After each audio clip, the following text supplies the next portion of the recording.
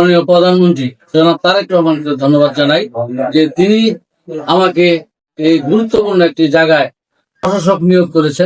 তার জন্য আমার পরিবার এবং দলের পক্ষ থেকে তাকে ধন্যবাদ জানাই।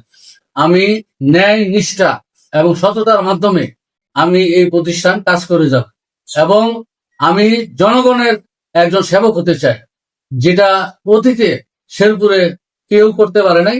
আমি মানুষের সেবক হতে চাই এবং সেই আমাদের ধারাবাহিকতা যে অনেক কাজ 17 বছর যে ফ্যাসিস্ট সরকার শেরপুরে কোনো উন্নয়ন যে করে নাই, তার যে বৈষম্য তৈরি হয়েছে সেটা আমরা আস্তে আস্তে সেই বৈষম্য কাটিয়ে উন্নয়নের ধারা ট্র্যাকে আমরা আনতে চাই শেরপুরকে। বিশেষ করে শেরপুর জেলা পরিষদ একটা যে এই প্রতিষ্ঠান আছে, এটি আমরা ভুলে গিয়েছিলাম। এটাকে লুটতরাজ হিসাবে প্রতিষ্ঠা করেছিল।